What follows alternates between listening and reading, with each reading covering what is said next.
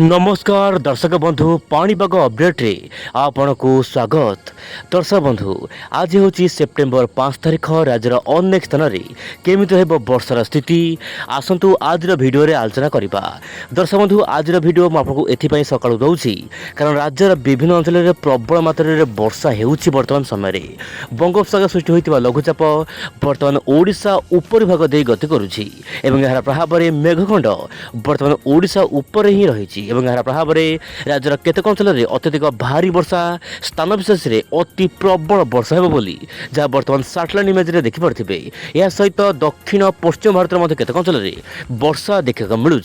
तेबे दर्शक बंधु जदि आम देखा वर्षार स्थिति आज आपणकर उत्तर आभ्यंतर ओडिशार केतेक अंचल में अति प्रबल वर्षा हेब ता सहित जो रोचे आपंकर केन्द्रापड़ा भद्रक जाजपुर ता सहित अनुगुल ढेंकानाल नयागढ़ मयूरभंज केउझर ता सहित जो रोचे आपंकर पश्चिम आभ्यंतरीण सुंदरगढ़ एपटे आप संबलपुर देवगढ़ झारसुगुड़ा बरगढ़ ता सहित जो रोचे आप नुआपड़ा बलांगीर यही सब जिले स्थान स्थान मध्यम प्रबल वर्षा स्थान विशेष या सहित दक्षिण एवं उपकूल ओडिशा केतेक अंचल में घड़घड़ी सहित वर्षा होगापी पाग अनुकूल हो पारे।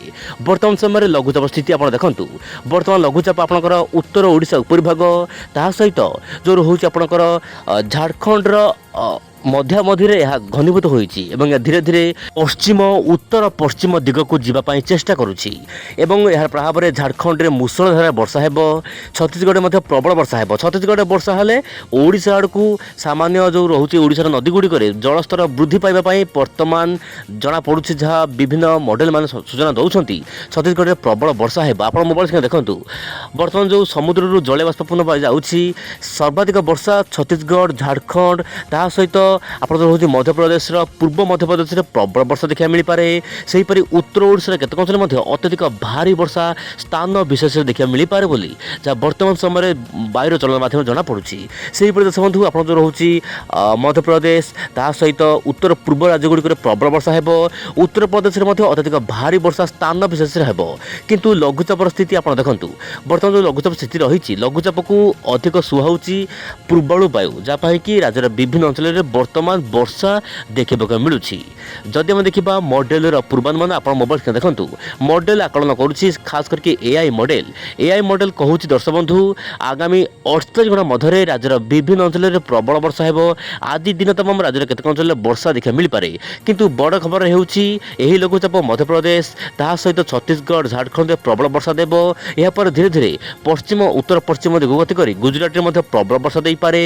राजस्थान ता सहित राष्ट्रीय राजधानी दिल्ली में पुणी थे प्रबल वर्षा हेब किंतु अत्यधिक भारी वर्षा आपंकर गुजरात राजस्थान में अत्यधिक भारी वर्षा हेब कहीं गुजरात में आहरी घनीभूत होगापी पाग अनुकूल हो जहाँ एआई मॉडल कहूँ। से दर्शक बंधु मुझे कहूँ चाहिए सेप्टेम्बर 11 रु नहीं 13 तारिख मध्य पुणी एक लघुचाप आसो जहाँ मॉडल आकलन करुँच दर्शक बंधु गोटे पर गोटे लघुचाप वर्तमान सृष्टि होउछि एवं चलित वर्ष ओडिशा रे भल वर्षा देखा मिलूँ।